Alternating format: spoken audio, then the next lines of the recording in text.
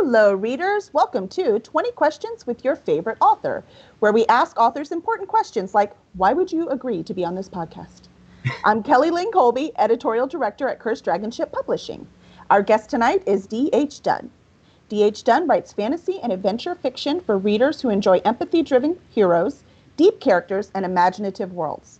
He is the author of 9 published novels, including the Fractured Everest series. A former U.S. Navy sailor, he now wanders the coasts and forests of Maine, looking for hope and adventure wherever he can find it. If he's not your favorite now, he will be after. Welcome, Dave. How are you today? I'm doing great. Thank you. It's good to see you. Thank you for agreeing to be on today. Oh, I'm super excited. Nice, nice. So how's the weather treating you in Maine? Well, question. It's 8 degrees out, so so that should answer your question. And they were talking about maybe a foot of snow at one point later this week, but now it's been downgraded significantly. I think it's going to be more like 4-6 inches. Holy moly. Of course, I guess you take that, huh? Yeah. You know, that's why we're here. Right. That's awesome. Well, yeah, they say that in Maine, there's 3 seasons. There's winter, also winter, and August. And August? August, yeah. Oh, I like that. That's nice. See, Houston, it's the opposite. It's all heat things. Yeah. So I understand extremes for sure. Yeah. I'll tell you though, for like our 1 week where it gets down to freezing, I'm like, that's not fair. I don't put up with the 120, so I also have to put up with the freezing. It's just not fair. I really didn't think that it ever got to freezing in Texas, but you know, we generally have a week in August where we'll see close to 100, you know, a day or two. So maybe that's like the trade-off. That's the fair trade. So it's just tormenting all of us. Yeah. I guess that's fair. Yep. Hey, Vicky says she likes the Christmas tree in the background. Oh, thank you. Very festive. Yeah. It makes the room smell very Christmassy too. So. Right. Oh, is it a real tree? I like real trees. It is real, yes. Mm-hmm. Yeah. Yep, I have to have a real tree. I need that smell. Yeah. Even if it's a little crooked. It's funny as we try to make it straight every year. And I'm like, no, look, if I wanted straight and perfect, I'd buy a fake one. This is okay. Right. So, now, I know I'm not supposed to be asking questions, and yet I find myself wondering, how hard is it to get a Christmas tree in Houston? Pretty easy, because they just chop them and send them down here. From where? Up north? Is that Do they have trees in Texas? We've got a blue spruce. That's what we just bought, and they don't grow here. It's way too hot. They would melt. I would think so, yeah. But it's beautiful. It's the most beautiful shade of blue, so that's what we have this year. That's nice. There are evergreens that grow here, but not Christmas tree kind of evergreens. There's even a place where you could chop down your own tree, but I can't even tell you what species they are right now. I wish I should have remembered, but they don't look like Christmas trees to me. They're shaped like Christmas trees. Sure. They're not what I consider a Christmas tree. Probably some kind of cacti. Now that could be fun. I mean, let's face it, the Christmas tree gets so dry at the end it hurts anyways. I mean, we could start right off with that. That's definitely true. That's right. All right, let's get to it. Even though I could just talk to you all night and we could just Sure, absolutely. I'm ready.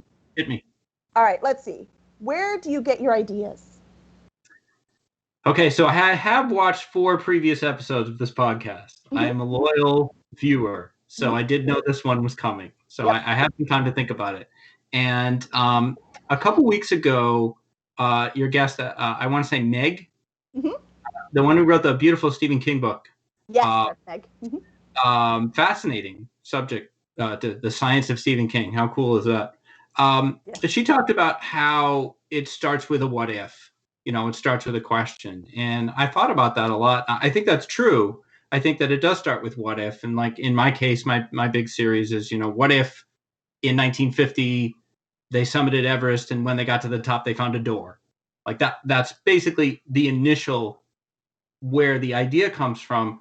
But I feel like then it's more about, at least for me, it's about the whys and the whos. And, you know, that's where the story comes from. The idea might start with a what if, but the novel comes from, you know, well, why is there a door there? And where does it lead? And who put it there? And more importantly, who found it?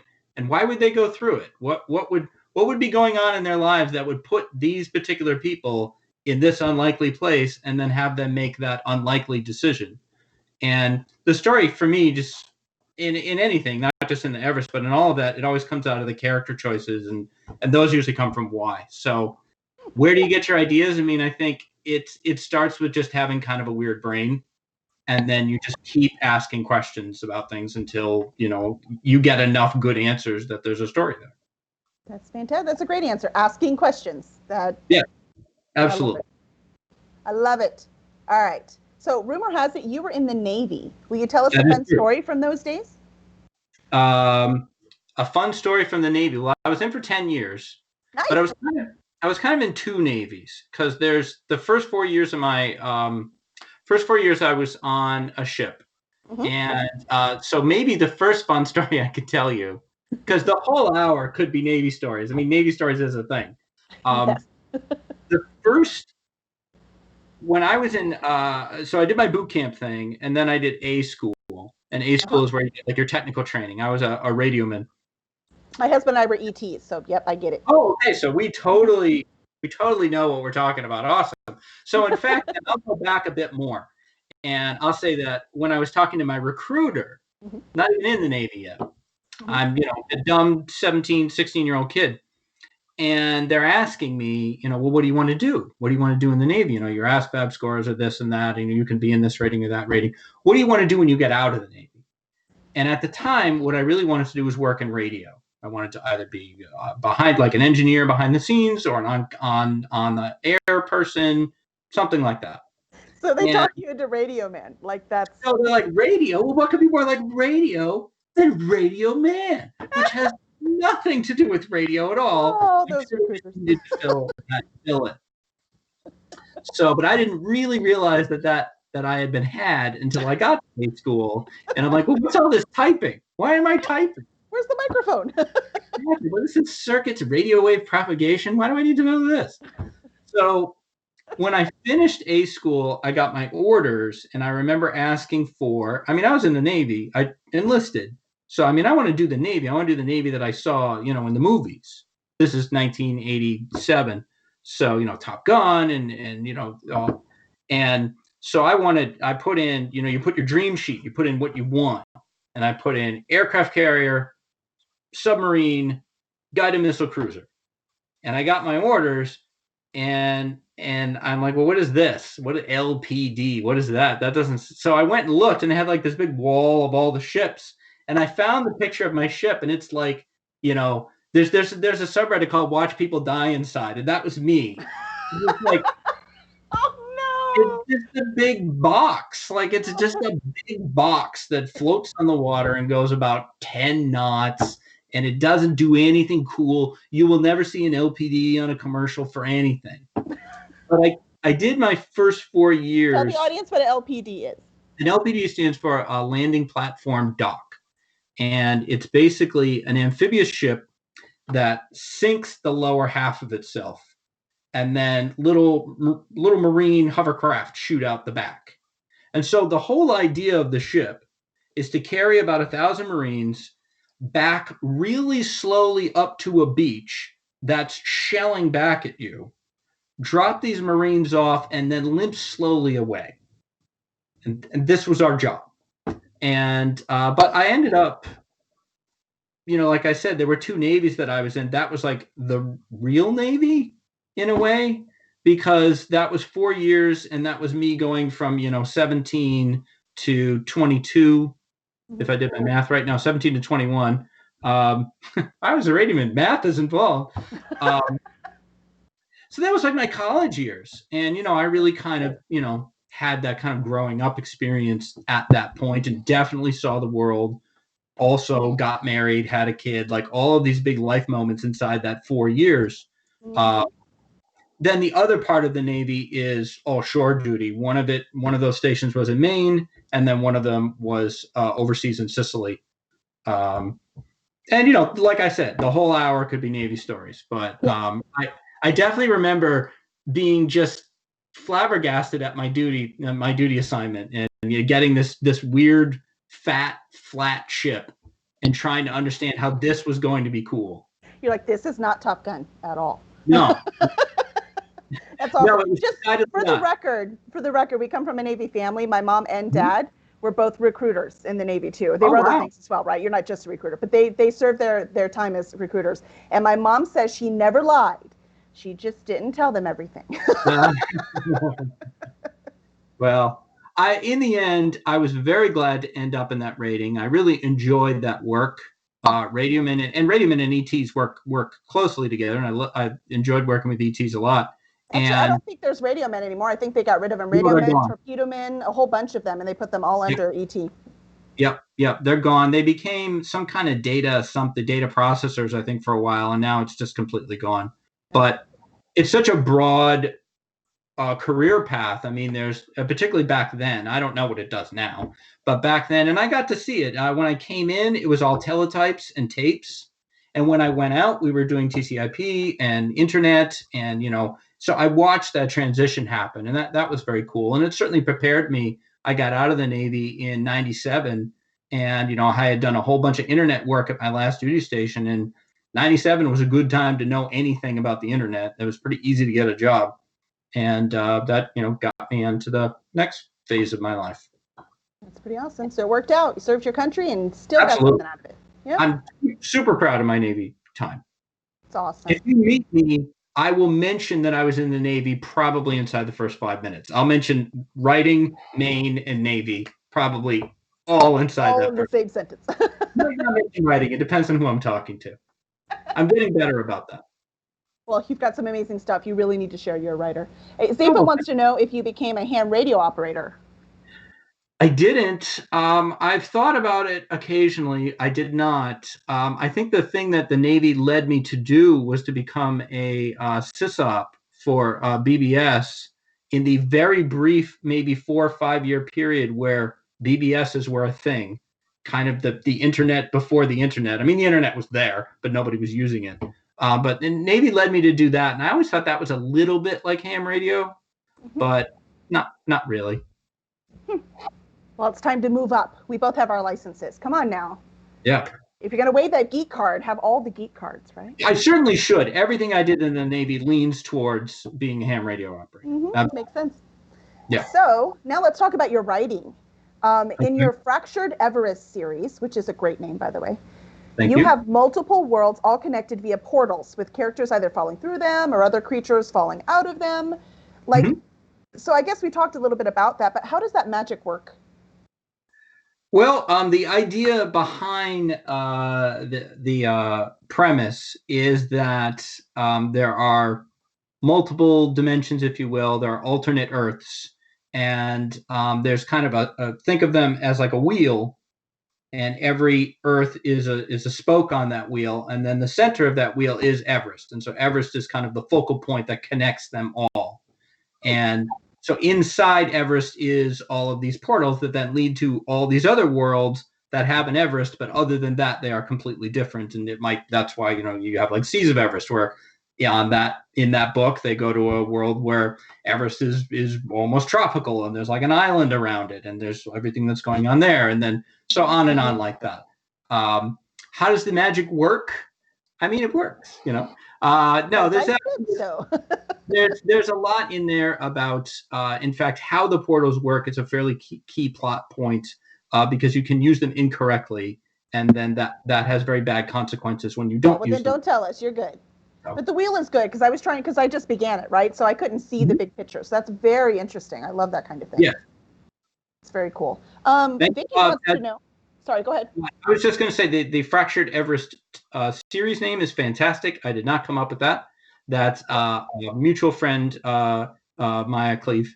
Oh, she's awesome. I adore her.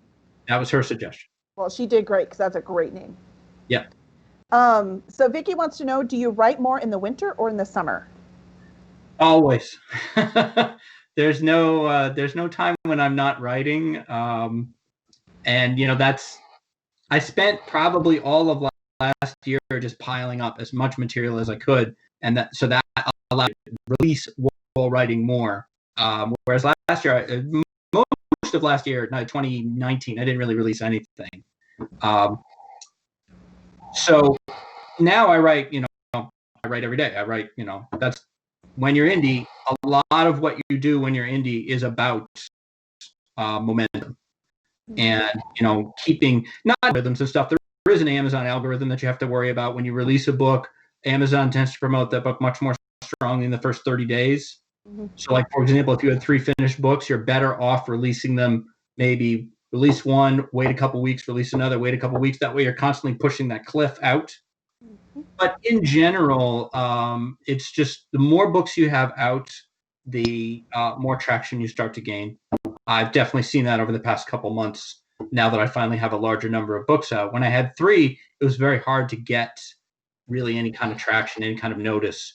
Now that I have more that I can point people at, and just more books that you can promote.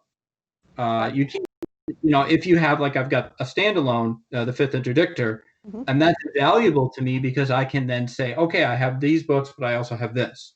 And so if you're not interested in this, you might be interested over here, and it's another way to sample it. It's a weird answer to, do you write in the summer or winter? I'm realizing. No, the answer is always, because Yeah. I do this for a living. Yes. Yeah. There is none. So, yeah, no, it's a good answer. All right, I have a very serious question. Are you ready? I'm ready. What color are your favorite pair of shoes? Well, I don't have many. My favorite pair of shoes are brown, which is not very exciting. They are brown sneakers. They're shoes. It's okay. I think brown sneakers is a little unusual, and they're very nice. I'm struggling to come up with what brand they are. They're comfortable. They're New Balance. I think they've got an N on them. I think that means they're New Balance. But they're brown. They're very comfortable. I like them. We all need that pair of shoes that we wear. We're running out the house to do something. They're the ones we go to first. Yes. Let's see. Here's a fun one. If you could spend a weekend with one of your characters, who would it be and where would you go? Well, I mean, it would have to be Nima, especially now. Nima's the main character of the series, and I fell in love with her right away, by the way. Good job. Thank you. So did I. It's funny because a lot of the other characters in that book, I can remember the process by which I built them. But Nima was just kind of there. And I really feel more like I found her than I created her. She's a very positive, very upbeat, very impulse-driven character. She's determined. And very determined. She's very, but she's a lot of fun, and she doesn't have a lot of boundaries. I think she would exhaust me. But I would love to take her through Maine and show her Maine, and probably take her to Katahdin, which is the tallest mountain in Maine. And I would watch her hike it. I'm not probably going to be able to do that, but it would be, I mean, I'd love to see Drew too. Drew's a Navy guy, and, it would be fun to swap Navy stories with him. If Nima's the star, he's kind of the co-star. He's that 1A. But yeah, I would say I would love to spend time with Nima and have her cheer me up, especially 2020. You can use as much Nima as you can get in this kind of year. That means everyone should get Fractured Everest. Yes. And actually, I just saw that the box set. I just bought the entire box set. I'm like, dude, there's all of them. How can I resist? So. Yeah, the box set just released, as I was able to put out the 7th book earlier this month. So put out the box set. And right now it is on its launch sale. So it's $6.99 for 7 books. That's, I think it's 750,000 words. It's definitely 7 books. It's like 24 hours to read it on my Kindle. I'm like, yes. Nice. Awesome. So 24? It might have been 43. I don't know. It was a lot of hours, and I was very excited. Wow. So, so Kindle gives you an estimate of how long it's going to take to read it. And it's good because, you know what? It does my estimate. So there's an estimate how long it takes to read, but my Kindle has learned how long it takes me to read, and it gives me my estimate. It's pretty good. Awesome. That's awesome. I'm going to say it's a little off, though, because sometimes I fall asleep holding my book, so that throws it off. Otherwise, it's pretty good. Yeah. Let's see. If you could have your dream car, what would be parked in your garage? Well, I kind of already have my dream car. Anyone who knows me well knows that I love the Honda Ridgeline. And I had a Ridgeline when it first came out. There was like a first version of it. And I had that many years ago, and I loved it. It was the Ridgie, and it was part of the family. And I traded it in. I had this flirtation with Subaru for a while because basically 50% of the cars in Maine are Subarus because they're all-wheel drive. What if it isn't a truck? It's a Subaru up here. So you're a rebel with your Honda Ridgeback, huh? But I mean, I've got the Ridgeline, which is a truck. So ultimately, I went back to the Ridgeline, and they did a remodel recently, which is great. And so I have never thought I would do this, but I have a vanity plate that says Ridgie right on it because that's how much I love the Ridgeline. So that's awesome. When I was a kid, I really wanted a Volkswagen Thing because I thought they were really ugly. And for some reason, I felt like it would be awesome to have a really ugly car. Hey, watch it. We have all Volkswagens. Do you have a Thing, though? I do love Volkswagens, like a lot, and I don't know why.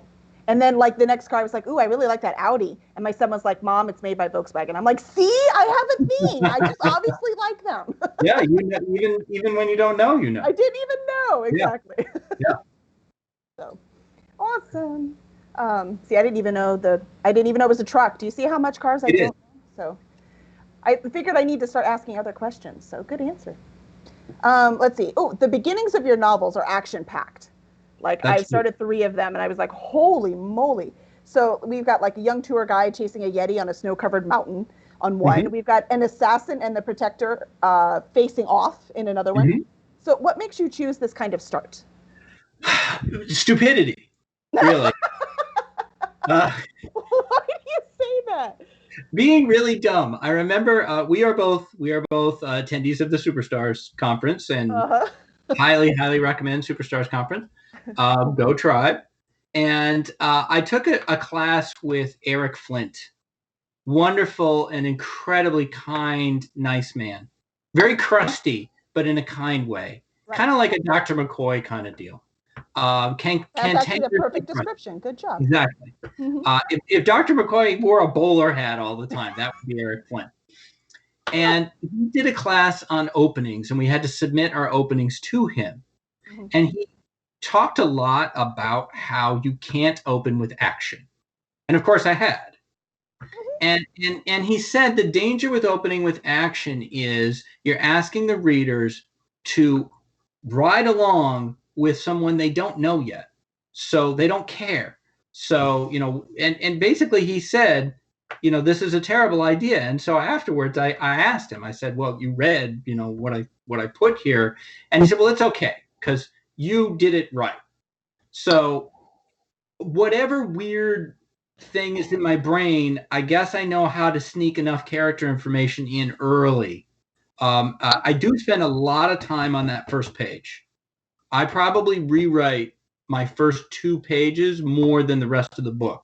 Like, I spend a lot of time. I'll do it several times when I start, and then when I'm in revisions, I'll come back and I'll come back and I'll come back. And it's partially because I want it to flow good, but a lot of it is because I want to make sure that I get those character notes in, that you understand motivation and so that it's there. But I like opening on action. I just think it's interesting. And I write adventure, and I think you need to lead with, this is what you're getting. In fact, I think my drawback in some of the earlier stuff I wrote was that I didn't stay with that enough. I would have an action scene, and then now let's have 6 people sit around and talk. That's not really what I want to do. So I don't have as much of that now. But I very much like opening on action, and I know it's a mistake. But I've given myself that one out. Yeah, I'm going to disagree. It's not a mistake, at least not the way you do it, because it's fantastic. Well, thank you. I'm never going to get any more writing done because I keep doing these interviews and I'm reading all these books. Like, I don't want to stop reading all these books. Yeah. Let's see. If you won $1 million, so just $1 million, right? Not $1 billion, just $1 million. What would you do with it? Well, I mean, there's a lot of not necessarily exciting for the podcast answers about things that I would do for family members and things that I would, take care of various education debts and I'm not sure that's the answer you would be looking for, but I think I would I would be very pragmatic with it. Safo asks if you would buy a new Ridgeline. I probably would. I probably would buy a new Ridgeline or multiple Ridgelines, but not for me. I want to convert my kids into Ridgeline owners, and I figure if I bought them the truck, they would use it. So it's free, right? It's like, here you go. Yeah, exactly. That's awesome. So not a very exciting answer to that question. I probably would hold some of it for the writing business as well. Yes. No. I mean, $1 million isn't exciting. It really shows what's important. Does that make sense? Yeah. No. Yes, perfect. Absolutely. Yes. With $1 billion, we can go crazy. Yes, with $1 billion, then you're in the gold-plated helicopter, territory. Exactly. Yes. Buy that aircraft carrier you wanted. Yes.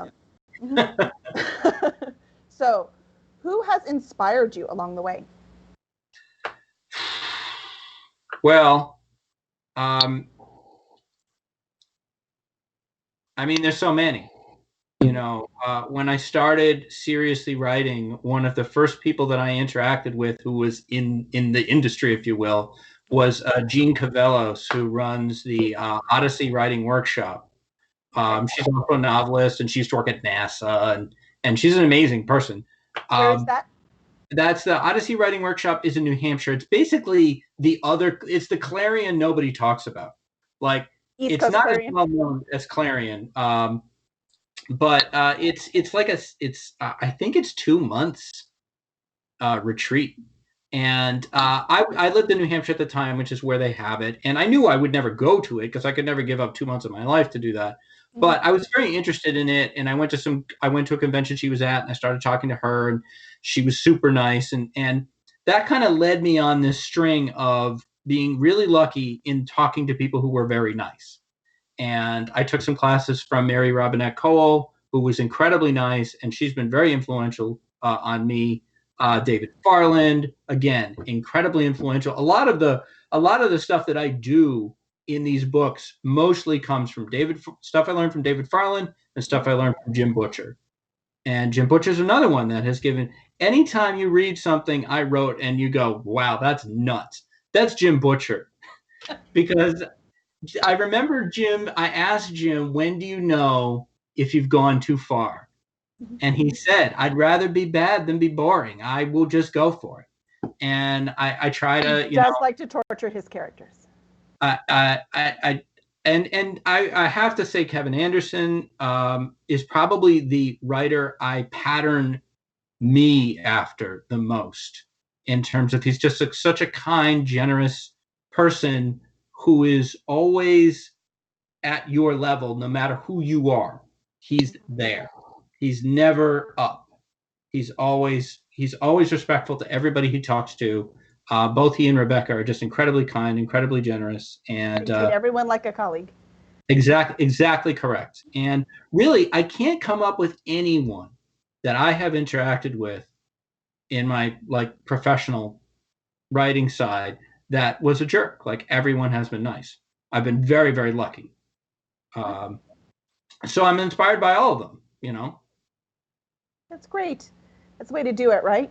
Collect writers. That's what I'm doing in this podcast. It's my secret mission to collect writers. Exactly. Let's see. So what do you hope readers get from your work? Ask you the tough ones now. Yeah, I know. What happened to what's my favorite ice cream flavor? I was ready for that. I didn't think you ate ice cream in Maine. It's too cold. We do. What? Eat ice cream in Maine. Yes, in fact, I will get back to ice cream, but okay. We'll put a pin in ice cream and we'll come back to it. Okay. It says on the tin adventure fantasy. So I'm hoping that if nothing else, people get an escape. They go, "Oh, that was fun." And for whatever's weighing them down, whatever's giving them, stress in their life, that they had 15 minutes, an hour, 2 hours, whatever time they took to read the book, where they go, "Oh, that was great. For those minutes, I was in another place with these other people having a good time." So certainly, if that's all anybody gets, then that's fantastic. That's totally what I'm trying to do. But there's a layer underneath. I mean, I definitely am sending a message about my beliefs on empathy and my beliefs. I brand the empathy thing pretty strong because I like it. It's even in your bio. And I feel like, I want to read about people that I want to root for. I read a lot of books where they're great books and they're wonderfully written and they have tons of fans, and I totally understand that, but they're not for me because I don't like the people I'm reading about. And I get that there's this kind of, well, but that's real. Yeah, but that's fantasy. I don't want real. Like, if I wanted real, I could just go out the door. So I'm hoping that people can look at some of what I'm presenting, and maybe it makes them, either appreciate something that they already believe in, or makes them look at things from a different perspective. And that's the same reason why most of my books have a lot of things that you haven't seen before, characters and roles that you haven't seen before, or lead characters that don't fit molds that most versions, if you got 100 people in a room and gave them all under Everest, 99 of them would probably have Drew as the main character and Nima as the sidekick. And I think so. And because he's the gritty military American veteran guy, and then she's the Sherpa girl. And like, for me, I like them in the roles that they're in, and I like that a lot of what's in the books is a little bit different. I'm hoping than what people have seen before. So that's I like that you use the word escape. I don't know if you've seen the musical Prom. I just watched it the Netflix version. Mm-hmm. And the principal, he says a line. He says when he's talking about going to the theater because that's his escape. Mm-hmm. And Meryl Streep's character says she says, well, yeah, okay, so it's a distraction. He goes, no, distraction is temporary. Escape is healing. No, and it made me cry. That is a beautiful line because I've never heard it like that before. But that's exactly how I see it. That's a fantastic way to look at it too, because there is a difference between a distraction and an escape. That's very true. Yeah, absolutely. So I like the used escape. So that's beautiful. Absolutely. So, yeah, Mom said she loved Prom. I'm not surprised. We did too. Yeah, we're big musical fans around here. So, let's see. So we got the heavies. You want to ask about the ice cream then? Oh, sure. Well, I'll just say that. Okay, so I'm wondering about them eating ice cream in Maine. I am shocked by this. Well, yeah. I mean, we do eat ice cream in cold. Maine. So, well, it's not cold all year. Despite the jokes, it's not cold all year. And Ben and Jerry's is from Vermont or something, right? So I guess I shouldn't be surprised. Ben and Jerry's is from Vermont, but I was going to bring up Friendly's ice cream, which is I don't think it's a national chain, but it's definitely more widespread than it used to be. Okay. And there is a restaurant called Friendly's, and that's my first real job was working at Friendly's. That's where I met my wife, and Friendly's has a flavor of ice cream called Butter Crunch, which is this like maple flavored ice cream with butterscotch crunchies in it. And delicious. It's awesome. And you put some hot fudge on that, and that's great. It's fantastic. And most vendors have a strong preference for coffee ice cream, which is not a flavor you find a lot in other parts of the country, but most places in New England, if you go there, they will have coffee ice cream because coffee milk and coffee ice cream is kind of a big thing regionally, but not nationally. Interesting. Well, if you remember Meg's interview, coffee's her favorite. So yes, I do remember that. If I ever convince her to go to Superstars, which I do, now you know what to bring her. I'm trying to get her to come. Well, she needs to go to Maine because Stephen King's already here and coffee ice cream is here. So her and her co-writer Kelly Florence, they are setting. They do want to go to Maine, so they want to do a whole tour. So I'll have to set y'all up when they go. Yeah. Okay, so what hobbies do you enjoy to refill your creative cup? Certainly gaming is my big hobby. Video gaming, or PC gaming, video gaming. I don't really make a distinction between the two, whether, and there's lots of games that exist on both platforms now anyway. So that would be the big one. I spend, probably an hour or two a day, maybe some days much more than an hour or two, doing that. And it is a good refill as well, as you say, because it's not just a stress relief, but it's also generally a good source of ideas. Oh yeah, right. I love games. I can't play them because I don't stop. So, which leads me to my next question. What video game are you currently addicted to? Well, it's kind of like, okay, so what drug are you eternally hooked on? And then what's your thing that you're dabbling with What's on the right now? Exactly. It's like, it's always Civilization, and I'm always playing Civilization and then something else. Nice. So over the past 2 weeks or so, I've been playing a lot of Dragon Age, specifically Dragon Age Inquisition, which is an RPG. I got stuck on that one and then had a temper tantrum and haven't gone back to it. I mostly play strategy games and RPG games. I used to play shooters and things like that, but my reflexes are not where they would need to be, and I don't really like playing online that much anymore. So I like games that have a lot of story to them. So Final Fantasies and Dragon Ages and Dragon Quests and games like that. Generally, this mostly fantasy. And then I like a lot of games like, actually, another one I play a lot is a game called The Long Dark. And what's that one? I haven't heard of that one. It's not as well known. So it's a game set in the Canadian wilderness, and you are someone who has crashed in the wilderness. Global catastrophe. Nothing works. No machines work. No electricity works. Nothing works. And there's no one but you.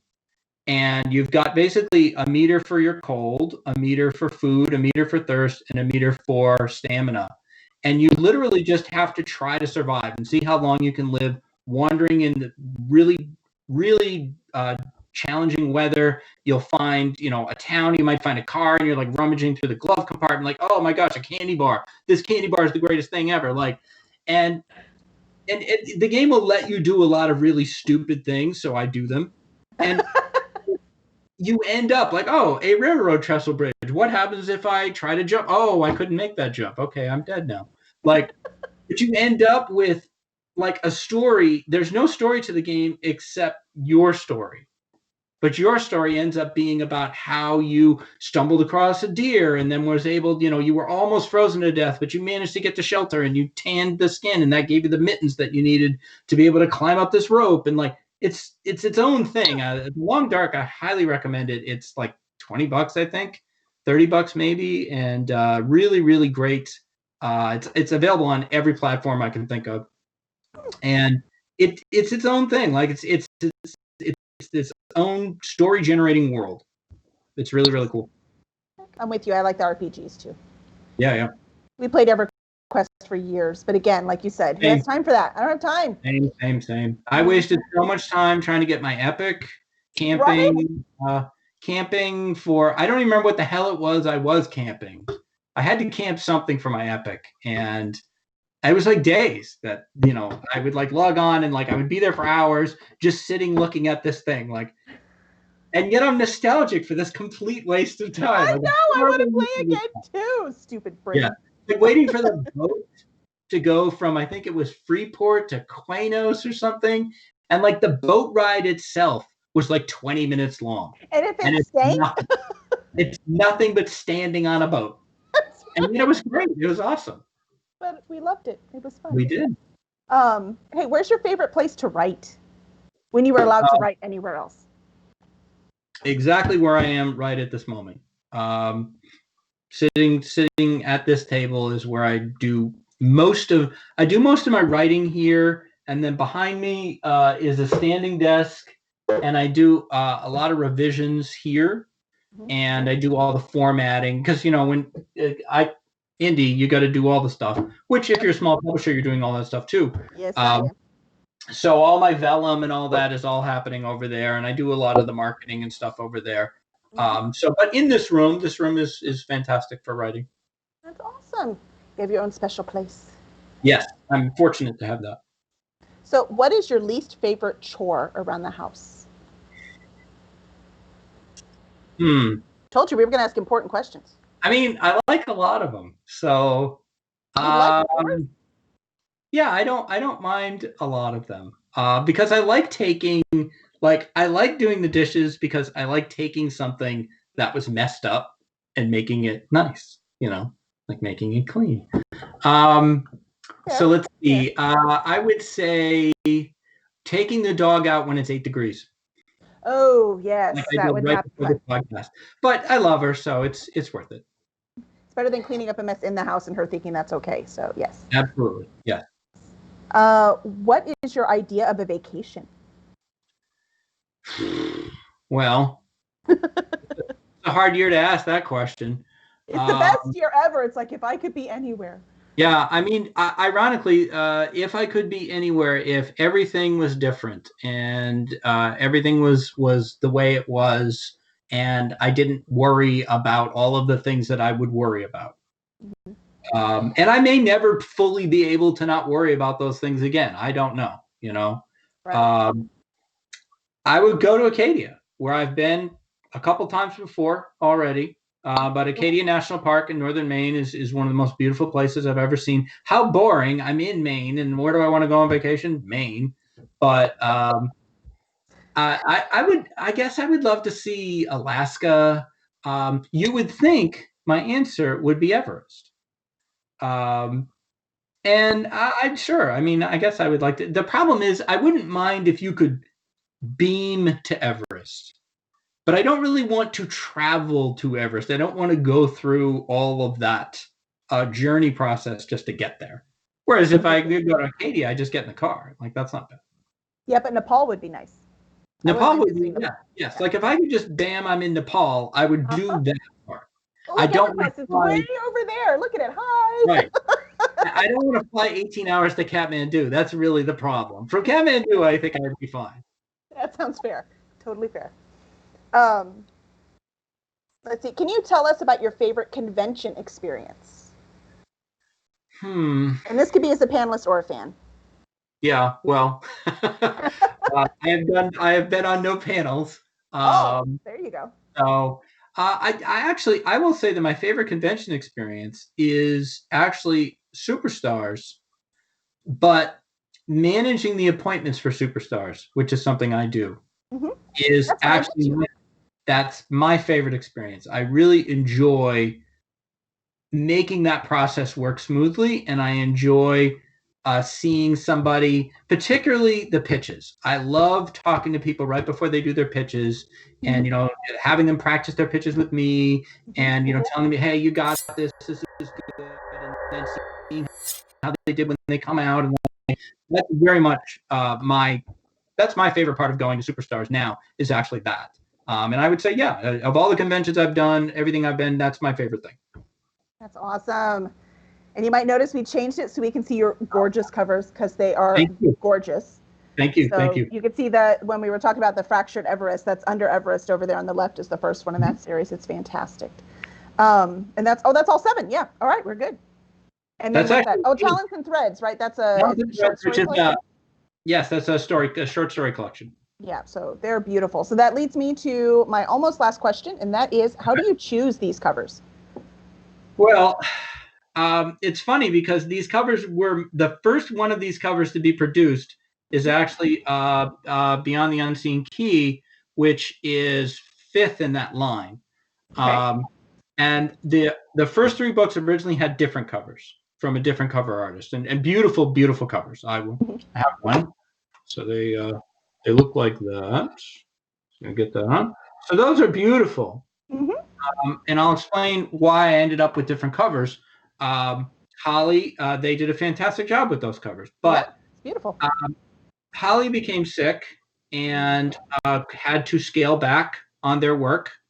And so I was able to connect with a brilliant, brilliant woman in Poland named Marta Deck. I first met her because she had done the 5th Interdictor cover as a pre-made, and I bought that because it was perfect for the story. That one is perfect. And so then I contacted her about doing Unseen Key, and she and I have a fantastic back and forth workflow. It's awesome. I love working with her. And sometimes I give her a pretty strong idea, like Unseen Key and Brittle Bones of Gods.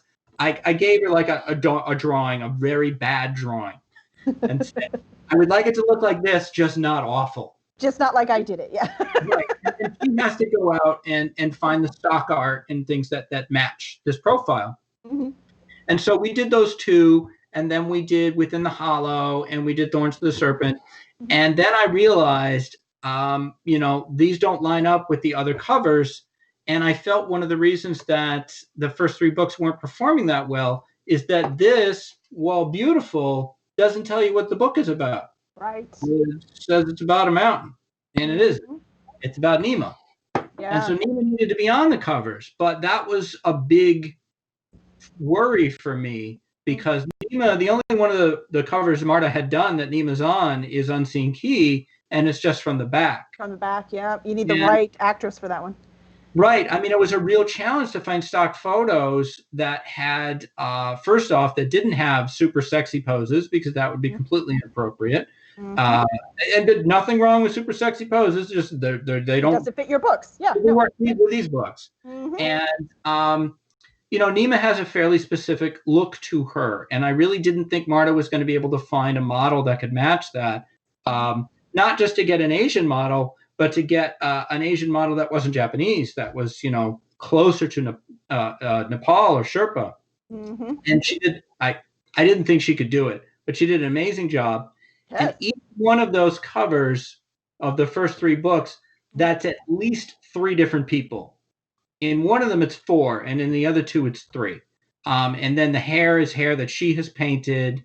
So she just does a phenomenal job. So that's not just a picture. She combined it together to get the right combined look. That, yes. Wow, that's incredible. And so, yeah, like the face is one, the head is, parts of the head are another, the body is another. The body model for Under Everest is not the body model for Seas and Dragons. That's a different person in 2 different poses. I know on Dragons it's one person's body but another person's hands. To get the hands in the right pose. She just does an extraordinary job. That's incredible. Sometimes it's I give her a drawing, and sometimes it's here are some things that I need on the cover. What do you think? And then it's then you have to. It's an interesting process, but it can be really stressful because you have to get genre, like where's the fantasy, on the cover, and it's a very, very tricky process. But I really enjoy it. And I love, that's one of the best parts about being indie is the cover looks like I want it to look. Yes, to have control over that and to be able to change them. You know what I mean? Exactly. So that's just, you know what, these aren't working. I'm changing them. And as long as I'm willing to spend the money, then I get new covers. It's just wonderful. And it works. The response to the books has been much, much, much stronger with these covers. Yeah, I love them. So the last question is, what are you promoting right now? Well, this. Right now, I am promoting the Fractured Everest box set, which just released about a week ago and contains 7 of the 8 books that are on screen right now.